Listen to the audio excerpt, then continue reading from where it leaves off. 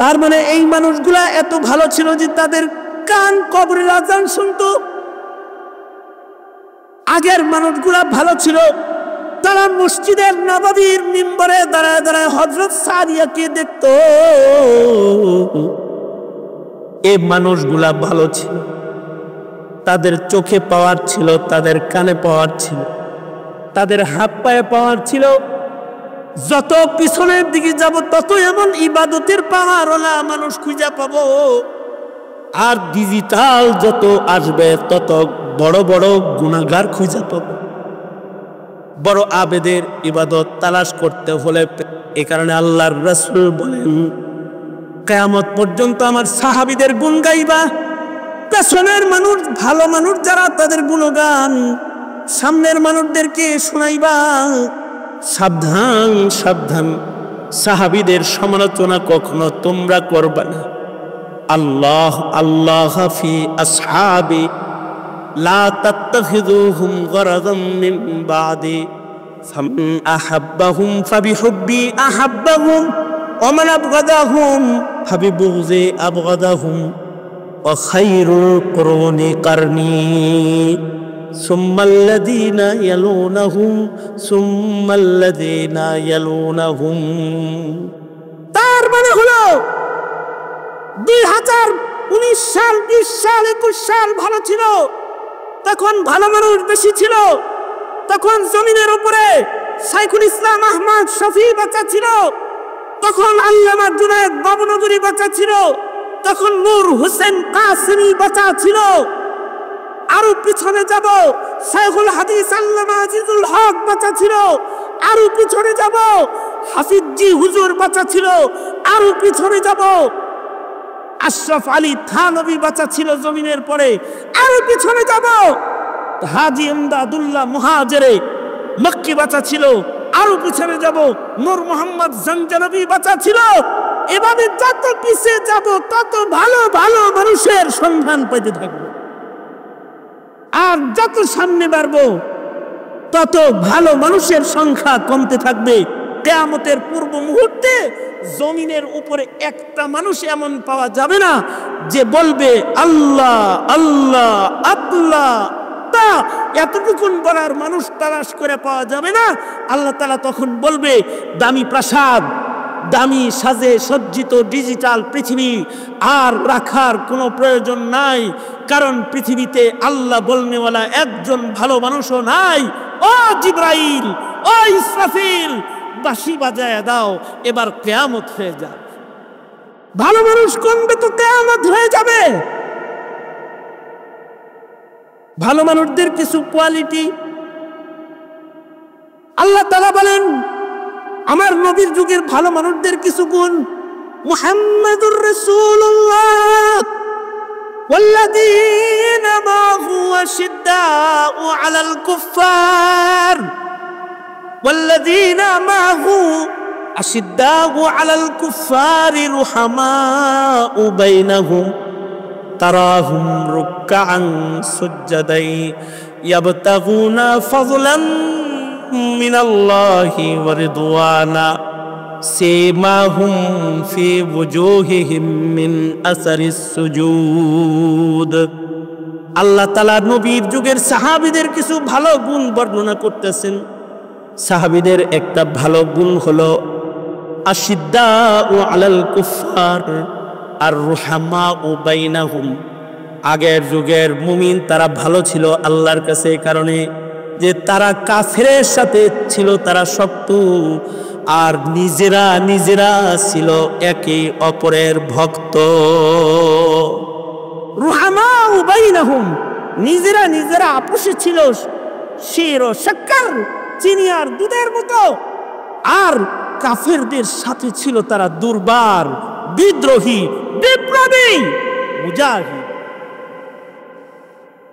জমানা কত বদলাইছে যে তারা ছিল কাফেরের সাথে শক্ত আর একে অপরে ছিল একে অপরের ভক্ত। কারণ মুসলমানিত্বের ভালোবাসার পূর্ণতা তাদের ভেতরে ফুটে উঠত।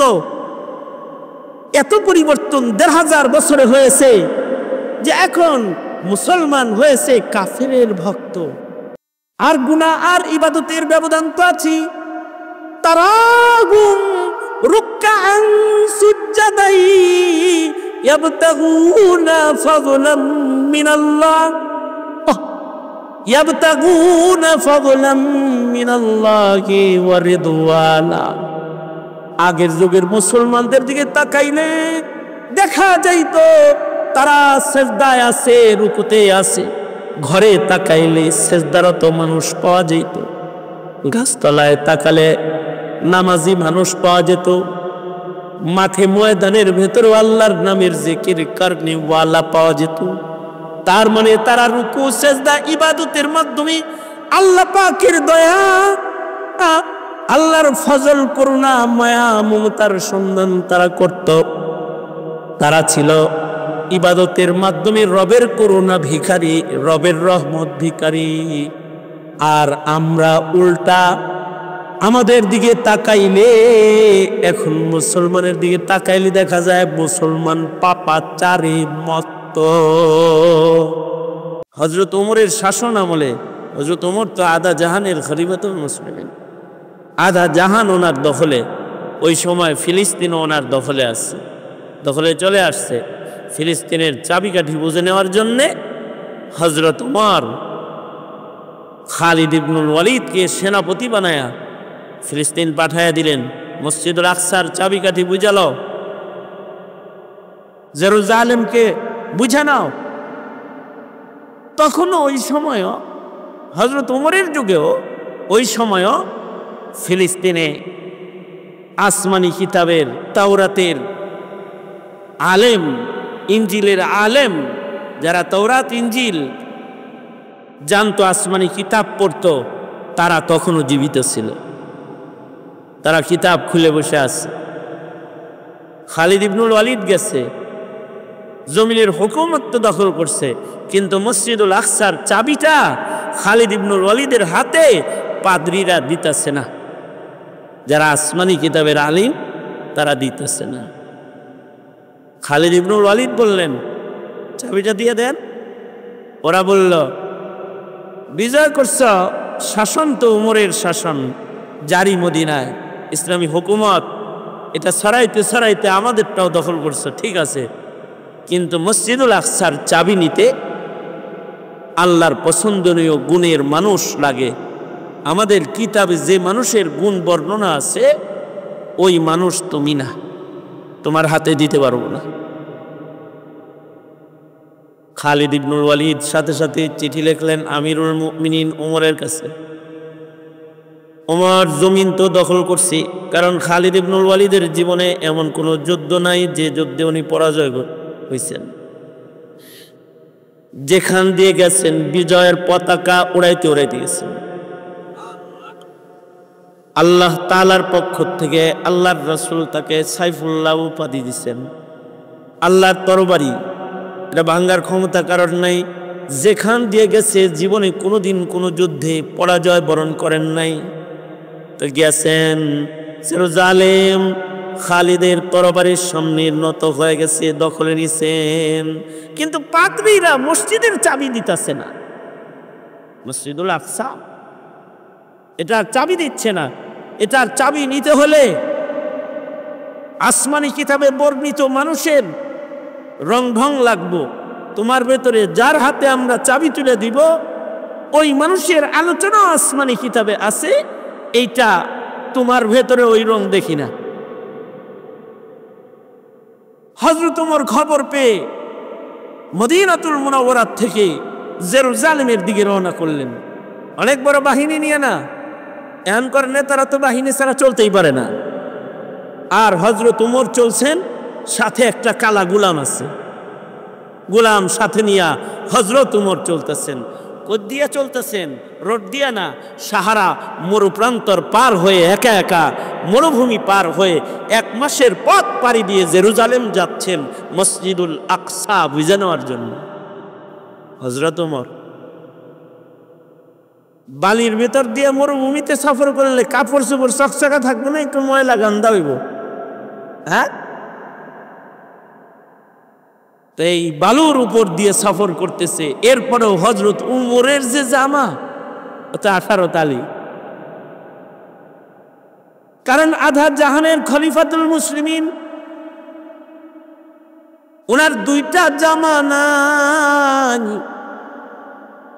একটা মাত্র জামা, যার ভেতরে আবার 18টা তালি। জুমার দিনে নিজের জামা অন্য কাউকে ধুইতে দিতেন না, নিজের হাতে তিনি ধৌত করতেন যেন এটা ছিঁড়া না যায়। আর ওইটা গায়ে দিয়া নবীজির মিম্বরে দাঁড়ায় খুতবা দিতেন। 18 তালির জামা পরে খুতবা দিতেন, এই তালিওয়ালা জামা হযরত ওমরের। যখন জেরুজালেমের কাছাকাছি গেছে, ওই কাছাকাছি এলাকায় একটা মুসলিম এরিয়া আছে, ওখানকার মুসলমানরা হযরত ওমরে সুন্দর করে গোসল করাইছে। এই তো কিছু দূর হাঁটলেই তো জেরুজালেম যাইবেন গা। রাস্তায় এক ইনসাফের আজীব নকশা, গোলাম রে উটের উপরে উঠা নিজে গোলামের রশি টানছে ইনসাফ কায়েম করার জন্য। 5 মাইল তুমি 5 মাইল আমি, গোলামের উপরেও যেন জুলুম না হয়। তো সবাই মিলে নতুন জামা পরাইয়া দিছে, দামি জামা পরাইয়া দিছে।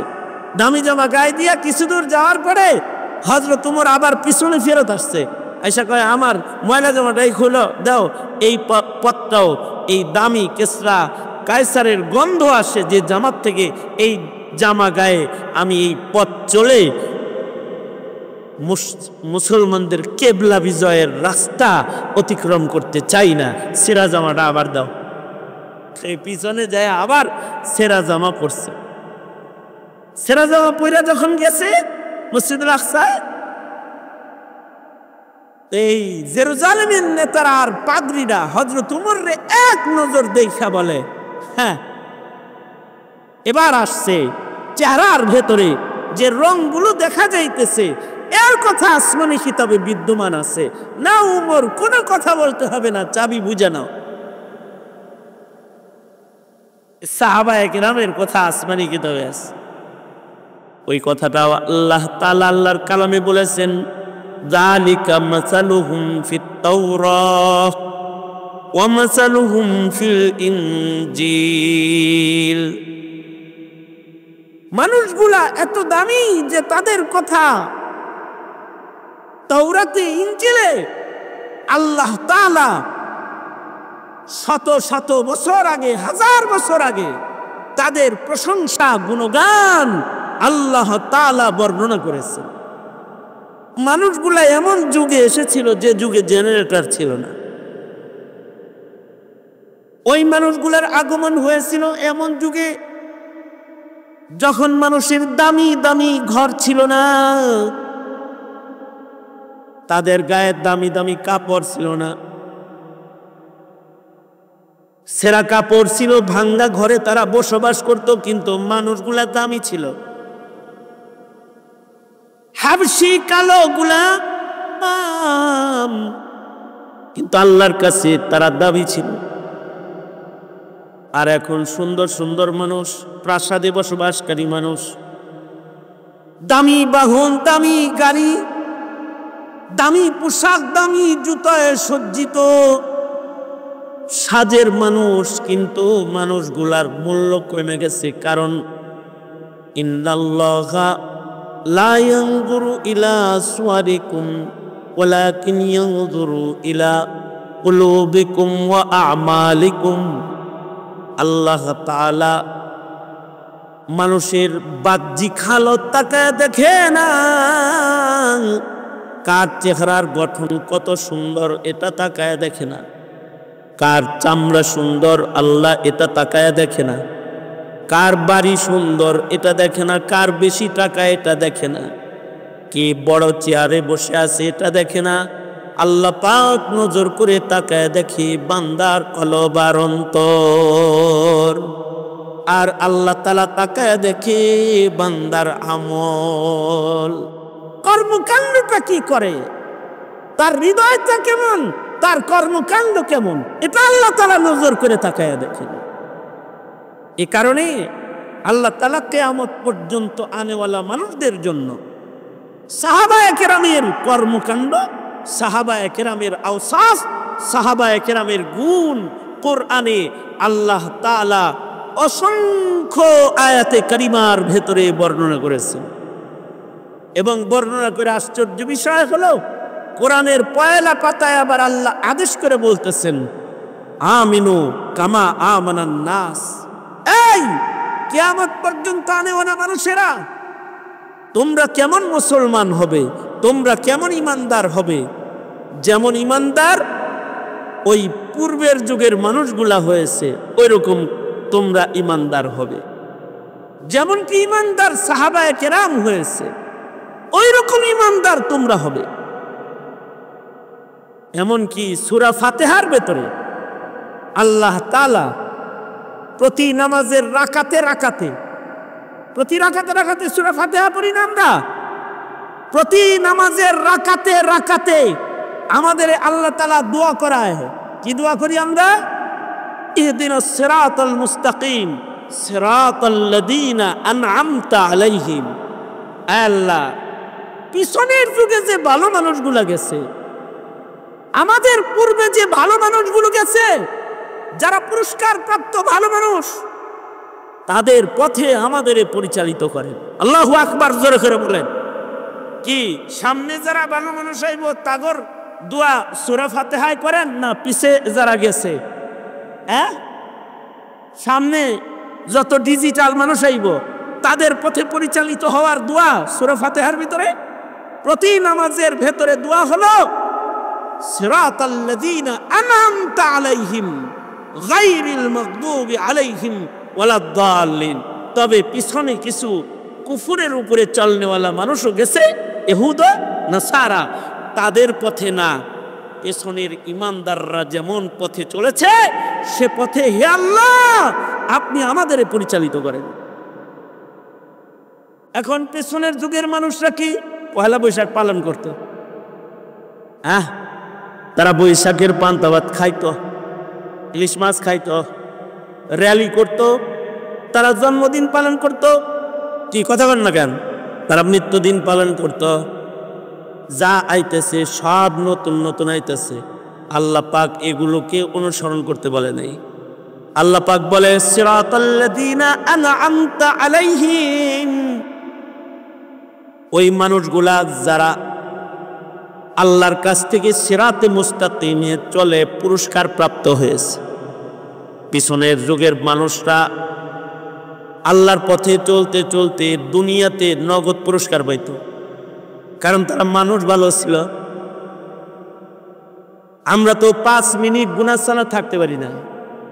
পিছনের মানুষ যে ভালো ছিল, আস-সাবিকুনা আস-সাবিকুন উলাইকাল মুকাররাবুন, পিছনের মানুষ যারা তারা আল্লাহর নৈকট্যশীল বেশি, তারা আল্লাহর কাছে প্রিয়, তারা আল্লাহ পাকের মাহবুব, কারণ তাদের ইবাদত বেশি, তাদের তাকওয়া বেশি, তাদের চরিত্র সুন্দর, তারা আল্লাহ পাকের পছন্দের কাজে তারা অভ্যস্ত। এখন তো গুনাহ করার জন্য সফর করে, আর পিছনের যুগের মানুষরা ইবাদত করার জন্য সফর করত। এখনকার মানুষ গুনাহ করার জন্য নিরিবিলি চলে যায়, জঙ্গলের ভিতরে গেছে। কি করবার লেগে? হ্যাঁ, কি করবার লেগেছে? গাছ গাছালি পার্কের ভিতরে যায় ঢুকছে, প্রেমিক প্রেমিকা কি লেগে তাহাজ্জুদ পড়ব হেনে যায়। হ্যাঁ, এ কথা কন না, কথা কইেন, কথা কইেন। এখন নিরিবিলি জায়গায় যায় কি জন্য? গুনাহ করার লেগে নিরিবিলি জায়গায় যায়। আমাদের আমার বাসার কাছে ঢাকা আশুলিয়াতে পানি টানি যখন আইব তখন নৌকা ভাড়া দেয়, নৌকা শত শত নৌকা বেরিবান্ধের পাশে অপেক্ষা করে, আর ওখানে যুবকরা ওঠে, যুবতীরা ওঠে, ওইটা নদীর মাঝখানে যায় নৌকায় চড়ে। কি নদীর মাঝখানে যায় জিকির করবে, এর লেগে যায়।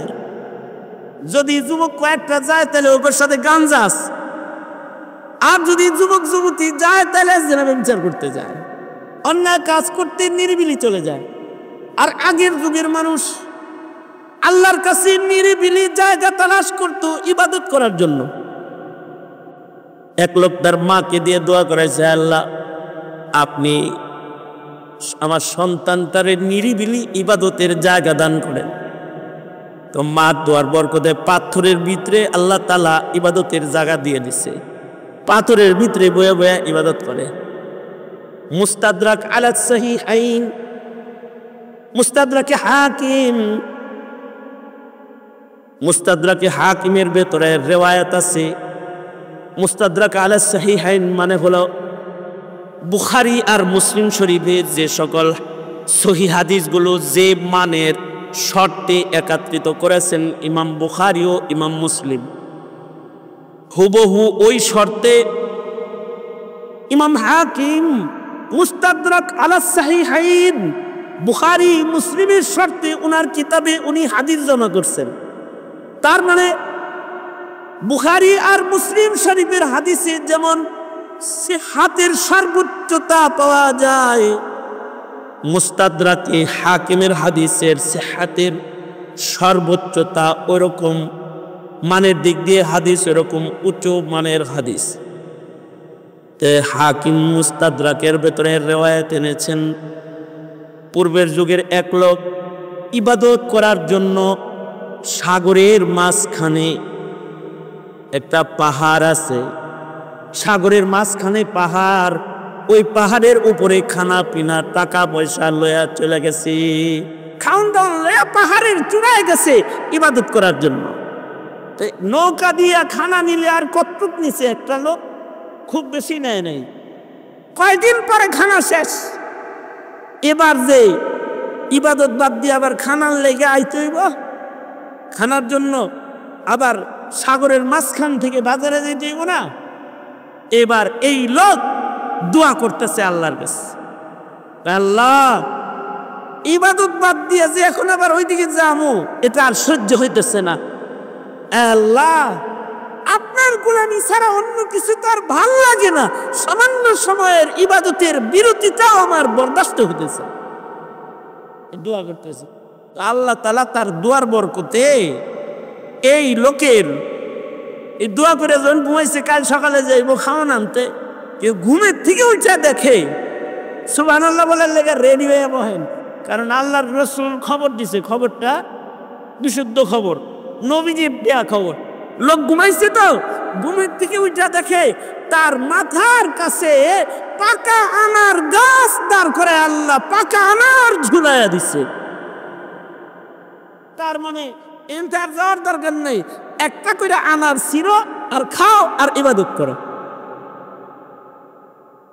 আবার নজর করে তাকায় দেখে সাগরের ভিতরে চতুর্দিকে তিতা পানি, কিন্তু তার মুসাল্লা যে জায়নামাজ বিছাইছে, জায়নামাজের পার দিয়ে মিষ্টি পানির ঝর্ণা একটা আল্লাহ চালু করছে।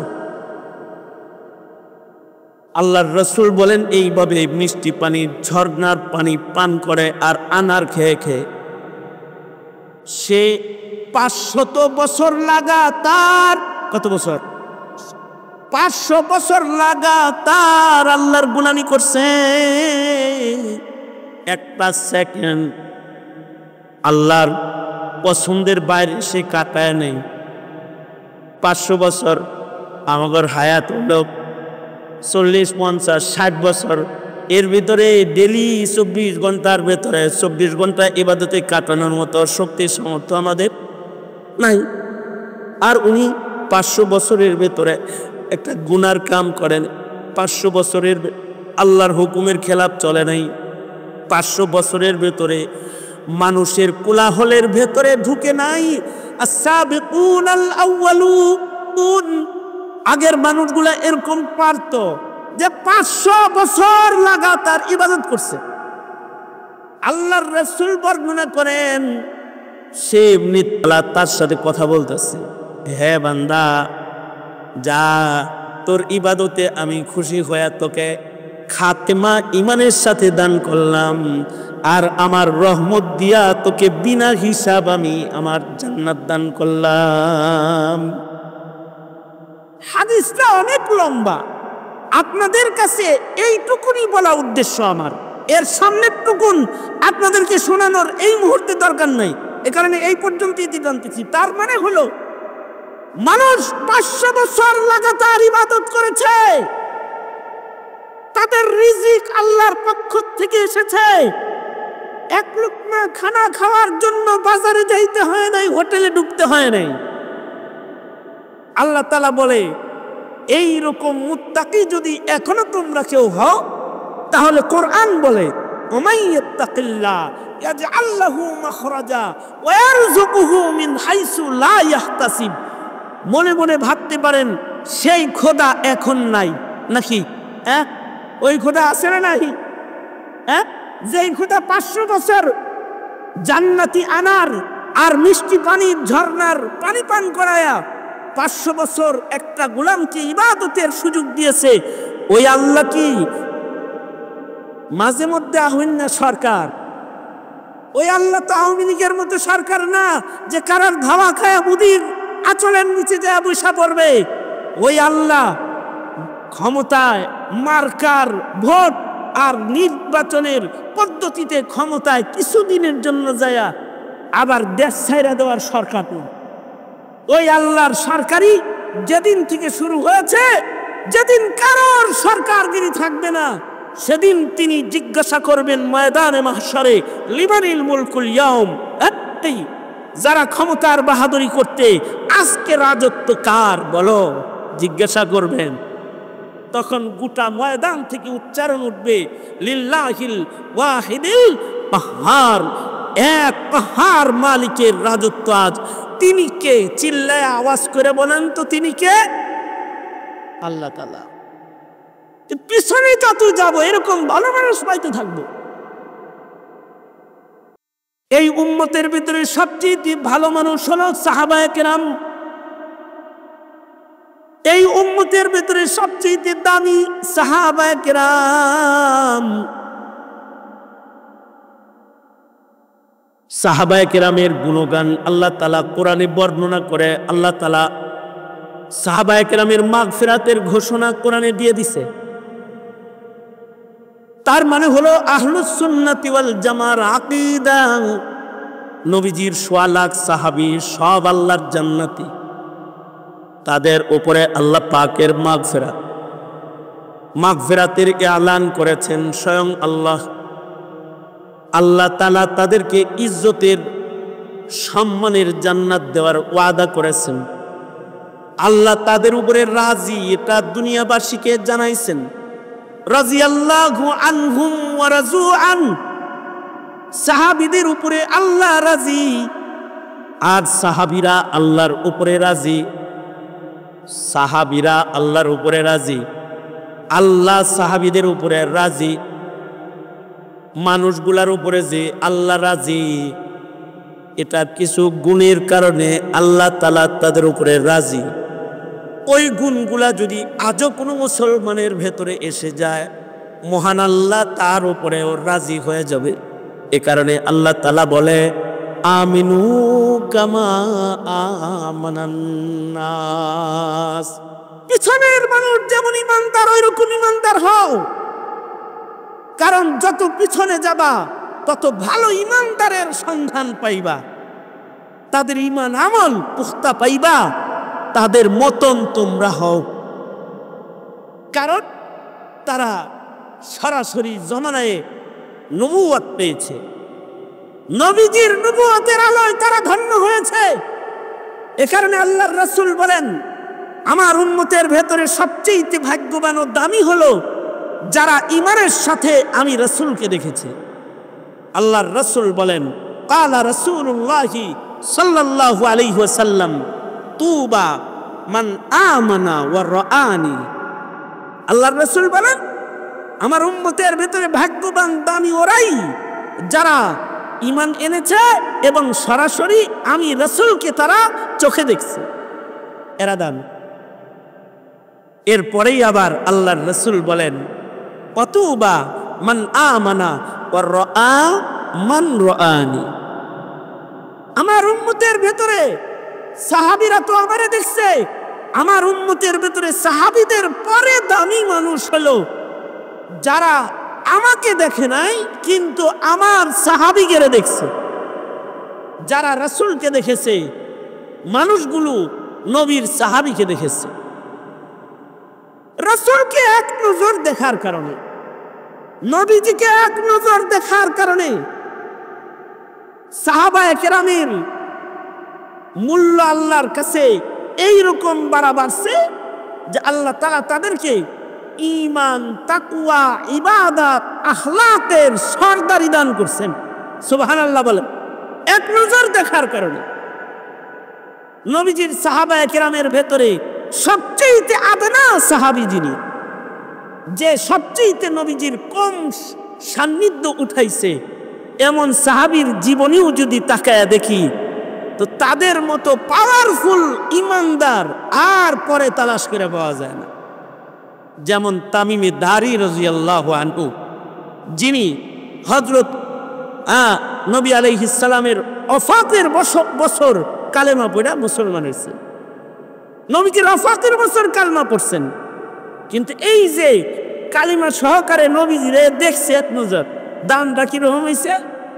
দাম এরকম হয়েছে, সাহাবায়ে কেরামের মধ্যে তামিমে দারির ইবাদতের পাওয়ার এত যে তিনি এক রাকাত নামাজে টোটাল কোরআন শরীফ পুরাটা খতম করতেন। সুবহানাল্লাহ। আগামীকালকে বললেন, কারণ আপনারাও তো, আমরাও তো অনেক কোরআন পড়া জানি, তাই না?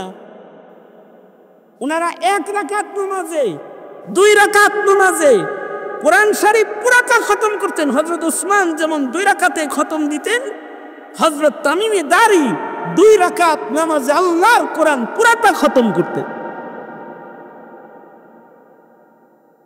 আর ইব্রাহিমের গুণ ছিল তামিমে দারির ভিতরে। ইব্রাহিম আলাইহিস সালামকে যেমন নমরুদের আগুন জ্বালাইতে পারে না, তামিমে দারি আগুনকে সরাসরি হাত দিয়া ধাক্কা দিত, থাপ্পড় মারত, ওনার কারামত। একবার ঘূর্ণিঝড়ের ভেতরে আগুন আসতেছে মদিনার পাহাড়ের গুহার থেকে, তখন হযরত উমর খলিফাতুল মুসলিমিন, হযরত উমর তামিমে দারিকে ডেকে বললেন, এই তামিমে দারি, ঘূর্ণিঝড়ের বাতাসের ভেতরে নাকি আগুন বাইর হইছে, পাহাড়ের গুহার থেকে নাকি আগুন মদিনার দিকে আসতেছে, খবর পেলাম। যাও তামিমে দারি, আগুনটাকে শাসন করে গুহার ভেতরে ঢুকায় দিয়ে আসো। এই দিকে আসে কেন জানে না, এখানে সাইয়্যিদুল মুরসালিন ঘুমায় রয়েছে। হযরত তামিমে দারি খালি হাতে চলে গেলেন, ফায়ার সার্ভিস নিয়ে যায় নাই, খালি হাতে চলে গেছেন। যায়া আগুনের সামনে হাত এমনি করে আগুনের সামনে উনি দাঁড়ায় গেছেন। আগুন উনাকে ধাক্কা দিছে, উনি আগুনরে ধাক্কা দিছে, ধাক্কাটা কি হইতেছে। এরপরও আগুন সামনে আসতে চায়, তো উনি আগুনকে চপানাঘাত করে বলে, পেছনে যা, নচেত শাস্তি দেব। আগুন পেছনে যাওয়া শুরু করছে। আগুনকে গুহার ভেতরে ঢুকায় দিয়ে উনি খুতবা দিছে, সাবধান, ফের কখনো যদি রাসূলের মদিনার দিকে আগাস, এটা আমন আর সালামতের শহর মদিনা, এই দিকে যদি আগুন তুই কখনো আগাস, আর আমি তামিমে দারি যদি খবর পাই, তাইলে আজকে কিছু বললাম না, সামনে এমনটি করলে ভয়াল সাজা দিব। আগুনকে বলতেছেন সাজা দিব, এটা ওনার কারামত। এই কারামত নবীর সান্নিধ্যের কারামত, নবীর সোহবতের কারামত, নবী সান্নিধ্যের কারামত। আবার এই সাহাবীগিরে যারা দেখছে, তারাও ইবাদতে বড় পুখতা। যেমন তাবেঈন যারা সাহাবী দেখেছেন, যেমন হাসানুল বসরি, হাসান বসরি হযরত উমরের যুগে জন্মগ্রহণ করেছেন। হযরত উমর উনার নাম রেখেছেন হাসান। হযরত উমরের মুখের লালা খাইছেন হাসান বসরি। তাসাউফের সর্দার হযরত আলীর কাছ থেকে তাসাউফের ইজাজত পাইছেন। উনি হযরত আলীর খলিফা ছিলেন। হাসানুল বসরি সাইয়্যিদুত তাবেঈন যারা, তাদের মধ্যে অন্যতম একজন। যেমন উমর ইবনে আব্দুল আজিজ রহমতুল্লাহ আলাইহি বিশিষ্ট তাবেঈ, উমরে সানি যাকে বলা হয়, হযরত উমর ইবনে আব্দুল আজিজের শাসনামলে বাঘ আর ছাগল এক ঘাটে পানি পান করত। উনার ইবাদতের কারণে, উনার তাকওয়ার কারণে উনার গায়ের ময়লা জামা যে পানিতে ভিজাইতো ধোয়ার জন্য, আমির উমারারা জামা এনে ওই বালতিতে চুবাইয়া দিত। কারণ কি? উমর ইবনে আব্দুল আজিজের ঘামের পানিটা যে জামায় লাগে কমপক্ষে 40 দিন পর্যন্ত জামার ভেতর থেকে খুশবু বাইরা। ইবাদত আখলাকের সুউচ্চ মাকাম একটা তাবেঈ কি পরিমাণ! যেমন আরেকজন শ্রেষ্ঠ তাবেঈ হলেন সাঈদ ইবনে মুসাইয়িব রাহমাতুল্লাহ আলাইহি। সাঈদ ইবনে মুসাইয়িব তিনি হযরত আবু হুরায়রার মেয়ের জামাই ছিলেন। হযরত আবু হুরায়রা হলেন সাইয়্যিদুত তাবেঈন। হযরত সাঈদ ইবনে মুসাইয়িবের শ্বশুর। আর হযরত আবু হুরায়রা পাওয়ারফুল ওই মানুষ যিনি নবীজির কাছ থেকে সবচেয়ে বেশি ইলম সংগ্রহ করেছেন। হযরত আবু হুরায়রা মুকাসসিরিন সাহাবা, মুকাসসিরিন সাহাবীদের মধ্যে অন্যতম একজন হলেন হযরত আবু হুরায়রা। নবীর কাছ থেকে সবচেয়ে বেশি হাদিস যিনি রিওয়ায়াত করেছেন। ইলম বেশি, যাদের ইলম বেশি হয় তারা আল্লাহর প্রিয় হয়। কারণ যার কাছে ইলম বেশি হয় তাকে শয়তান ভয় পায়, সে শয়তানের উপরে বিজয়ী হয়, আল্লাহর কাছে প্রিয় হয়। আল্লাহর রাসূল বলেছেন, ফাকিহুন ওয়াহিদুন আশাদ্দু আলা শাইতানি মিন আলফি আবিদিন। একজন আলেম দ্বীন ফকিহ হাজার ওলি বুজুর্গের চাইতে পাওয়ারফুল আলেম। শয়তানের লগে শয়তান এই গ্রামের 1000 নমাজির অত ভয় পায় না, একটা মৌলবীর যত ভয় পায়। কারণ কি? মোল্লার কাছে ইলম আছে। কি আছে? এই কি আছে? এ কারণে মৌলবী সাহাবী যারা, তারা শয়তানদের দইরা সাজা নাজাও দিছে। যেমন আবু হুরায়রা, একবার আল্লাহর রাসূল হযরত আবু হুরায়রাকে মালে গনিমতের পাহারাদারির দায়িত্ব দিচ্ছেন রাতের বেলায়, যে গনিমতের মাল পাহারা দিস। রাতের বেলায় চোর আইছে, উনি চোর রে ধরে ফেলাইছে। আমি চোরা কয়, হায় হায়, ঘরে মানুষ না খায় রইছে, বাচ্চা কাচ্চাগুলো কান্দাল লাগছে, বিপদে পড়ে চুরি করতে আইছি, আমারে মাফ করে দাও, আর জীবনে কোনোদিন চুরি করবো না। হযরত আবু হুরায়রা চোর রে ছাইরা দিছে। ফজরের নামাজের সময় আল্লাহর রাসূল বলে, আবু হুরায়রা, রাত্রে যে চোর আইছিল এর খবর কি? কয়, এরা তো ছেড়ে দিছি। ছাড়ছো কে রে? কইল, আর কোনোদিন চুরি করবো না। খুব বিপদে পড়ে আইছে আল্লাহর নবী। আসলে সচ্ছল থাকলে চুরি মুড়ি করতে পারতো না, বিপদে পড়ে চুরি করতে আইছে, খুব করে বললো তো ছেড়ে দিচ্ছে। ছেড়ে তো দিছে। আল্লাহর রাসূল মুস্কি হেসে দিয়ে বলে, ও মিথ্যা কথা বলে গেছে তোমার কাছে, যে আর কোনোদিন আসবে না, সতর্ক থাইকো, আবার আইব। পরের রাত্রে শয়তান আবার আইছে। হযরত আবু হুরায়রা চোরের বেশে আইছে তো আবার ধরছে, আবার কাকুতি মিনতি করছে, দ্বিতীয় দিনও ছাইরা দিছে। আল্লাহর রাসূল দ্বিতীয় দিন ফজরের সময় কয়, কি খবর? আজকেও ছাইরা দিছি। ছাড়ছো কেন? আর চুরি করবে না, খুব করে ওয়াদা দিয়ে গেছে আর চুরি করবে টরবে না। শয়তান যেমন চুরি করবে না বলে চুরি করে, আওয়ামী লীগ জুলুম করবে না বলে তারা ক্ষমতায় এসেছিল 21 বছর পরে, একবার আবার শয়তানি করছে। কয়েকদিন পরে দেখবেন আবার বলতে, আমরা আপনার সাপলার হত্যাকাণ্ড ঘটাবো না, গণহত্যা করব না, আমরা মানুষের অধিকার নষ্ট করব না, আমরা ভালো হয়ে গেছি। আসলে বাঙালি ইমানদার তো বারবার ক্ষমাও করে। আবু হুরায়রা ক্ষমা করে দিচ্ছেন।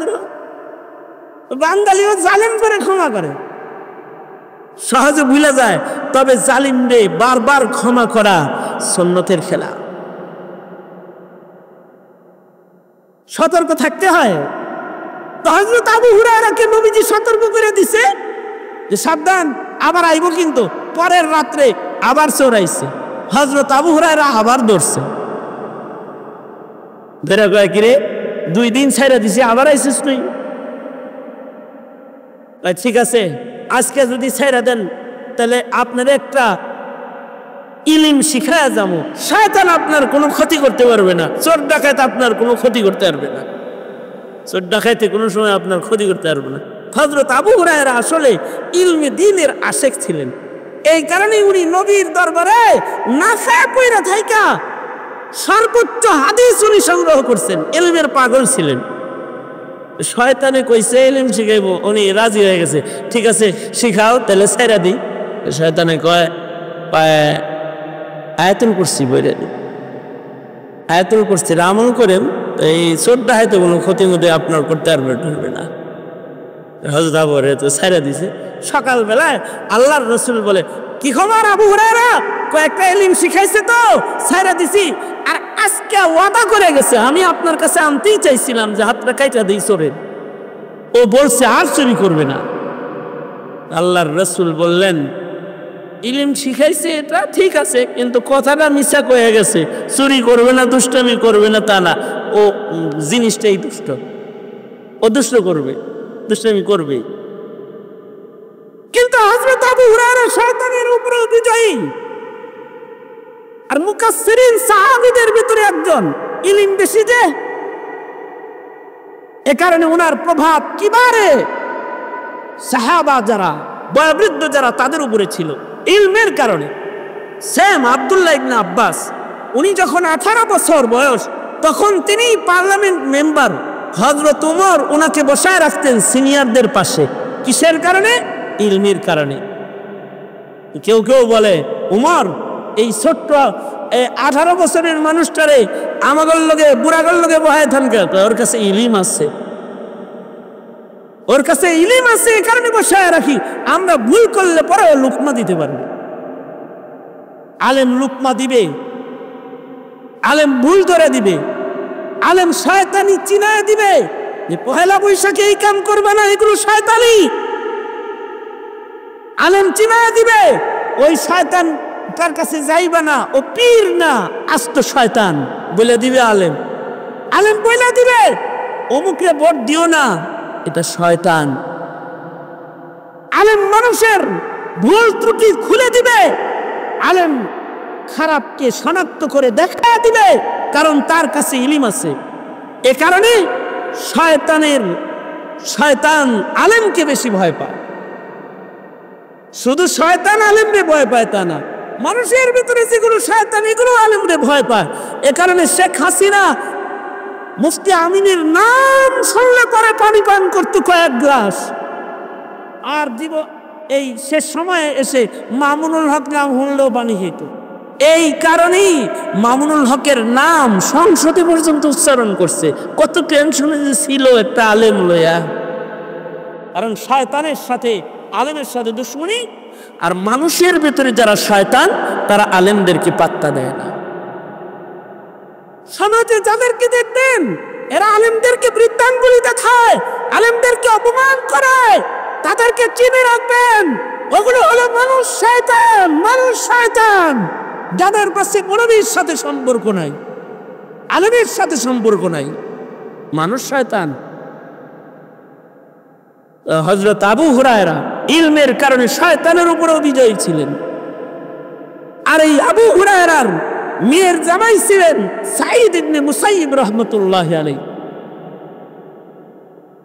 সাহাবী দেখছে তো, নবী না দেখলেও ইমানের পাওয়ারটা কি?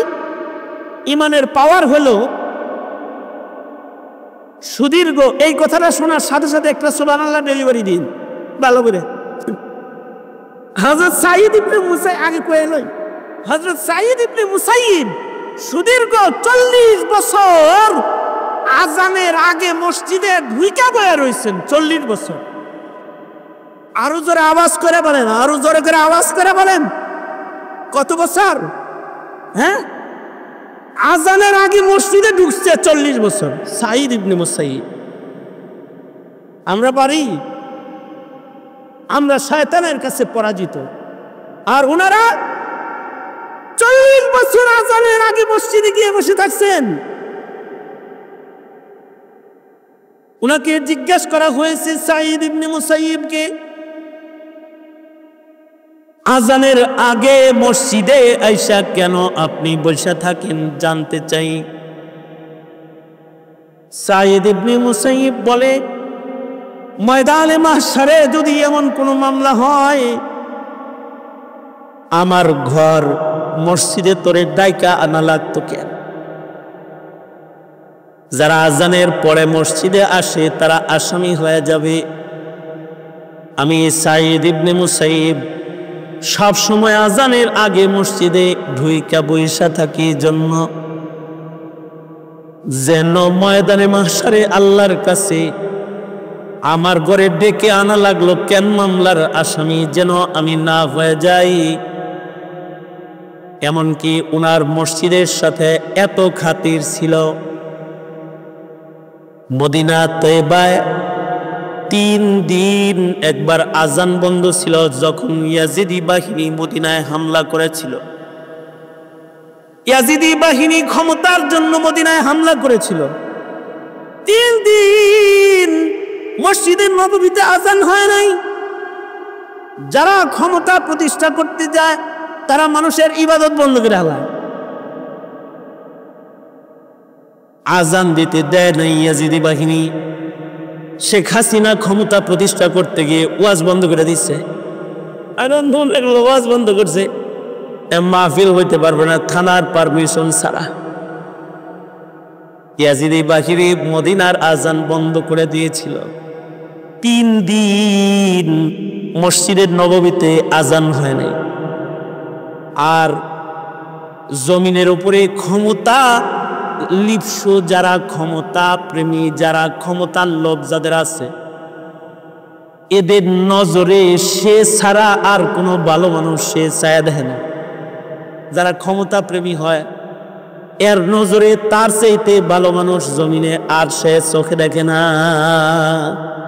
এখন যদি তার সামনে কোনো সাহাবীও থাকে, হে মনে করে ওর চাইতে আমার দাম বেশি। ক্ষমতা প্রেমিক। এই কারণেই মদিনায় হামলা যখন করছে তখনও মদিনাতুল মুনাওয়ারাতে সাহাবী কিছু বিদ্যমান ছিল। এই ইয়াজিদি বাহিনী সাহাবীদের ঘরে ঢুইকা সাহাবীদের যুবতী মেয়েদেরকে বের কইরা তারপরে তারা বেইজ্জত করছে, মুখ কালা করেছে, বেইজ্জত করেছে, জিল্লতি করেছে। শুধু তাই না, ওই সময় মদিনাতুল মুনাওয়ারাতে জাবির ইবনে আব্দুল্লাহ সাহাবী, আলেম দ্বীন সাহাবী বিদ্যমান ছিলেন।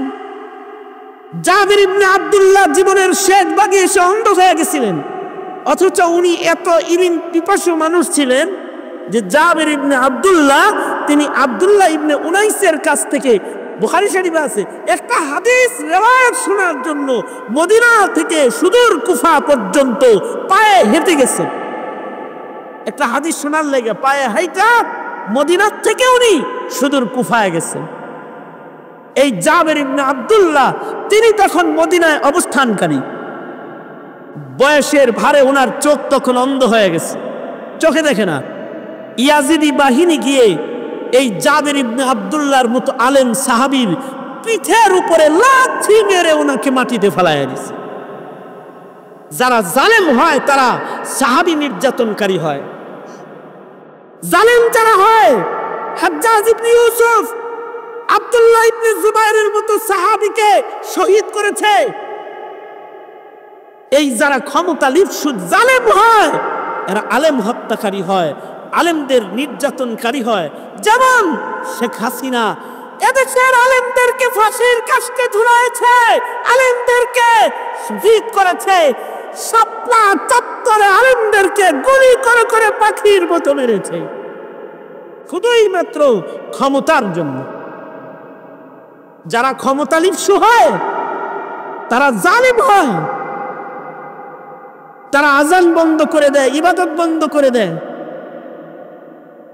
বাংলাদেশ মুসলমানের দেশ, এই দেশে ক্ষমতার চেয়ারে বসে থাকতে গিয়ে যারা মুদির দালাল হয়ে আজান বন্ধ করে কুলুলু চালু করতে চায়, বাংলাদেশ মুসলমানের দেশ, এই দেশে যারা আমেরিকার গোলামি করে এদেশের মুসলমানদের মুসলমানিত্ব নষ্ট করে সেবার নামে কুসংস্কৃতিকে জমিনে ইস্টাবলিশ যারা করতে চায়, যারা তাকওয়া তাহারাতের কবর রচনা করে বাংলার মাটিতে সমকামিতার প্রথা যারা চালু করতে চায়, তাদেরকে চিনে রাখবো।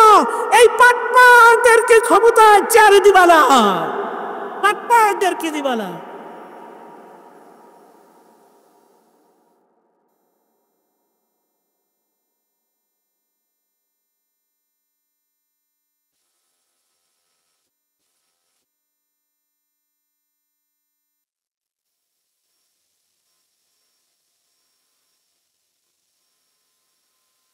যারা জুলমের রাজত্ব করে, এরা জমিনের মানুষের ধর্মীয় অধিকারকে ছিনিয়ে নেয়, এরা স্বাধীন মানুষের স্বাধীনতাকে তারা কব্জা করে, তারা মানুষের বাক স্বাধীনতাকে বন্ধ করে বাকশাল কায়েমকারী হয়ে যায়, শুধুই মাত্র ক্ষমতাকে, ক্ষমতার চেয়ারকে দখল করে রাখার জন্য।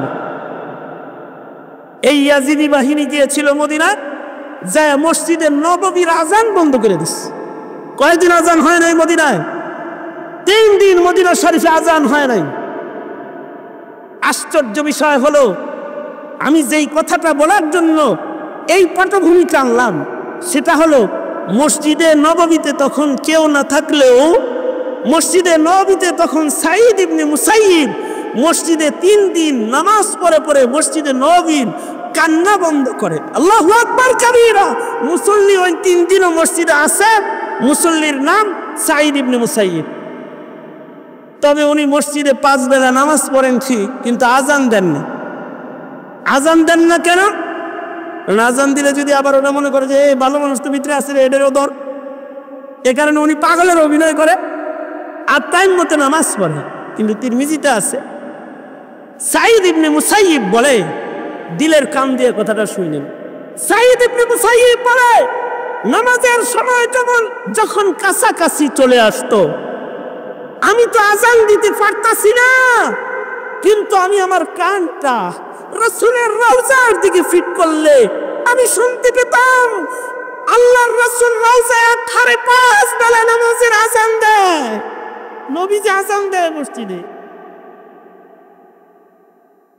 তার মানে এই মানুষগুলা এত ভালো ছিল যে তাদের কান কবরের আজান শুনতো। আগের মানুষগুলা ভালো ছিল, তারা মসজিদের নববীর মিম্বরে দাঁড়ায় দাঁড়ায় হযরত সারিয়াকে দেখতো। এই মানুষগুলা ভালো ছিল, তাদের চোখে পাওয়ার ছিল, তাদের কানে পাওয়ার ছিল, তাদের হাত পায়ে পাওয়ার ছিল। যত পিছনের দিকে যাব তত এমন ইবাদতের পাওয়ারওয়ালা মানুষ খুঁজে পাবো, আর ডিজিটাল যত আসবে তত বড় বড় গুনাহগার খুঁজে পাবো। বড় আবেদের ইবাদত তালাশ করতে হলে, এ কারণে আল্লাহর রাসূল বলেন, কিয়ামত পর্যন্ত আমার সাহাবীদের গুণ গাইবা। পেছনের মানুষ, ভালো মানুষ যারা, তাদের গুণগান সামনের মানুষদেরকে শোনাইবা। সাবধান সাবধান, সাহাবীদের সমালোচনা কখনো তোমরা করবা না। আল্লাহ আল্লাহ ফি আসহাবি লা তাত্তাখিযুহুম গরাদাম মিন বাদি ফামান আহাব্বাহুম ফাবিহুব্বি আহাব্বাহুম ওয়া মান আবগাদাহুম ফাবিবুগযি আবগাদাহুম ওয়া খায়রুল কুরুনি কারনি সুম্মাল্লাযীনা ইয়ালুনাহুম সুম্মাল্লাযীনা ইয়ালুনাহুম। তার মানে হলো 2019 সাল, 20 সাল, 21 সাল ভালো ছিল, তখন ভালো মানুষ বেশি ছিল। তখন জমিনের উপরে শাইখুল ইসলাম আহমদ শফি বাচ্চা ছিল, তখন আল্লামা জুনায়েদ বাবনগরী বাচ্চা ছিল, তখন নূর হোসেন কাসেমি বাচ্চা ছিল, আরো পিছনে যাব, শাইখুল হাদিস আল্লামা আজিজুল হক বাঁচা ছিল, আরো পিছনে যাব, হাফিজি হুজুর বাঁচা ছিল, আরো পিছনে যাব, আশরাফ আলী থানভী বাঁচা ছিল জমিনের পরে, আরো পিছনে যাব, হাজী ইমদাদুল্লাহ মুহাজিরে মক্কি বাঁচা ছিল, আরো পিছনে যাব, নূর মোহাম্মদ জানজানবী বাঁচা ছিল। এভাবে যত পিছিয়ে যাব তত ভালো ভালো মানুষের সন্ধান পেতে থাকবো, আর যত সামনে বাড়বো তত ভালো মানুষের সংখ্যা কমতে থাকবে। কিয়ামতের পূর্ব মুহূর্তে জমিনের উপরে একটা মানুষ এমন পাওয়া যাবে না যে বলবে আল্লাহ আল্লাহ আল্লাহ। তা এতটুকুন বলার মানুষ তালাশ করে পাওয়া যাবে না। আল্লাহ তাআলা তখন বলবে, দামি প্রাসাদ, দামি সাজে সজ্জিত ডিজিটাল পৃথিবী আর রাখার কোনো প্রয়োজন নাই, কারণ পৃথিবীতে আল্লাহ বলনেওয়ালা একজন ভালো মানুষও নাই। ও জিবরাইল, ও ইসরাফিল, বাঁশি বাজায় দাও, এবার কিয়ামত হয়ে যাবে। ভালো মানুষ কমবে তো কিয়ামত হয়ে যাবে। ভালো মানুষদের কিছু কোয়ালিটি আল্লাহ তাআলা বলেন, আমার নবীর যুগের ভালো মানুষদের কিছু গুণ। মুহাম্মাদুর রাসূলুল্লাহ ওয়াল্লাযীনা মা'হু আশিদ্দাউ আলাল কুফফার ওয়াল্লাযীনা মা'হু আশিদ্দাউ আলাল কুফফারি রুহামাউ বাইনাহুম তারাহুম রুকআন সুজদাই ইয়াবতাগুনা ফাযলান মিনাল্লাহি ওয়া রিদওয়ানা সীমাহুম ফি ওয়ুজুহিহিম মিন আসারিস সুজুদ। আল্লাহ তাআলা নবীর যুগের সাহাবীদের কিছু ভালো গুণ বর্ণনা করতেছেন। সাহাবীদের একটা ভালো গুণ হলো আশিদ্দাউ আলাল কুফফার আর রুহামাউ বাইনাহুম। আগের যুগের মুমিন তারা ভালো ছিল আল্লাহর কাছে, কারণে যে তারা কাফেরের সাথে ছিল তারা শক্ত, আর নিজেরা নিজেরা ছিল একে অপরের ভক্ত। রুহামাউ বাইনাহুম, নিজেরা নিজেরা আপোষে ছিল শির ও শক্কর, চিনি আর দুধের মতো। আর কাফেরদের সাথে ছিল তারা দুর্বার, বিদ্রোহী, বিপ্লবী, মুজাহিদ। জমানা কত বদলাইছে যে তারা ছিল কাফিরের সাথে শক্ত, আর একে অপরে ছিল একে অপরের ভক্ত। কারণ মুসলমানিত্বের ভালোবাসার পূর্ণতা তাদের ভেতরে ফুটে উঠত। এত পরিবর্তন ১৫০০ বছরে হয়েছে যে এখন মুসলমান হয়েছে কাফেরের ভক্ত, আর নিজেরা নিজেরা হয়েছে ভয়ঙ্কর শক্ত। যে কারণে তারা নীরবতা পালন করেছে, আর মুসলমানদেরকে কাফেররা ঐক্যবদ্ধভাবে নির্যাতন চালাচ্ছে। বাংলাদেশ সেম। বাংলাদেশ দেশের জাতীয় মানুষ তথা এদেশের জনগণের ভক্ত না হয়ে আজকের ক্ষমতাসীন যারা, তাদের কেউ হয়ে যায় মোদির ভক্ত, কেউ হয়ে যায় আমেরিকার ভক্ত, কেউ হয়ে যায় চায়নার ভক্ত। এক একজনের ভক্ত হয়ে যায়। দেশের মানুষের দিকে না তাকিয়ে তখন ভারতের স্বার্থকে দেখা শুরু করে, অথবা আমেরিকার স্বার্থকে দেখা শুরু করে। কাফেরের সাথে হয় দোস্তি, আর আপোষে হয় বিবাদ আর দ্বন্দ্ব আর কলহ।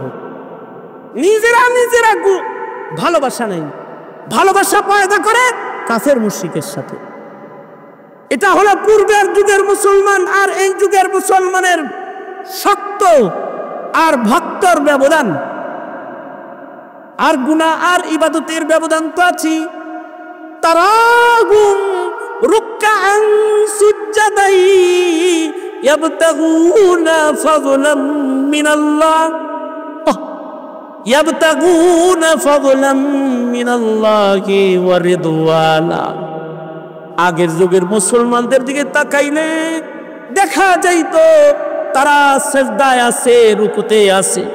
ঘরে তাকাইলে সেজদারত মানুষ পাওয়া যেত, গাছতলায় তাকালে নামাজি মানুষ পাওয়া যেত, মাঠে ময়দানের ভেতরে আল্লাহর নামের জিকির করনে ওয়ালা পাওয়া যেত।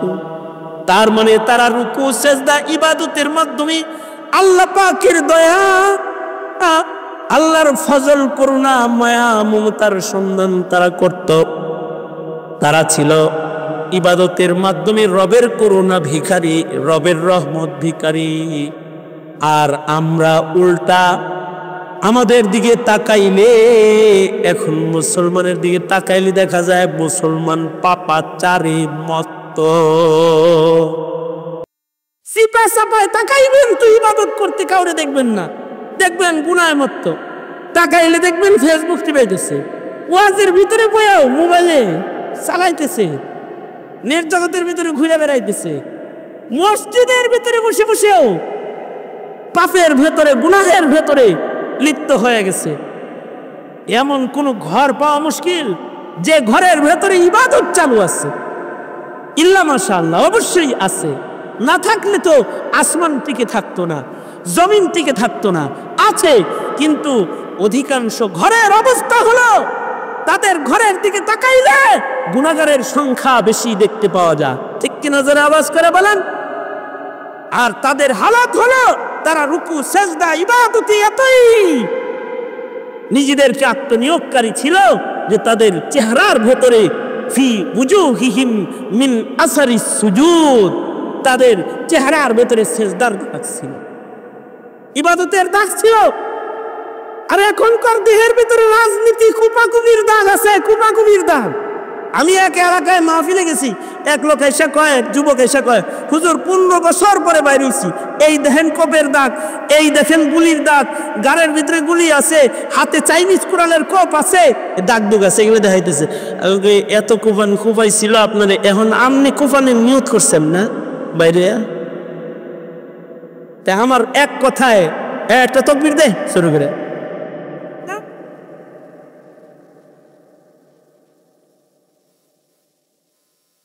আরো জানে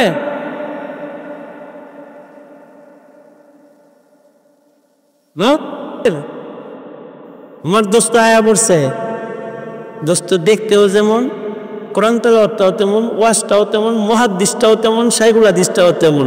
দোস্ত আমার একটাই, এক পিস, মিসাল তালাশ করে পাওয়া যাবে না।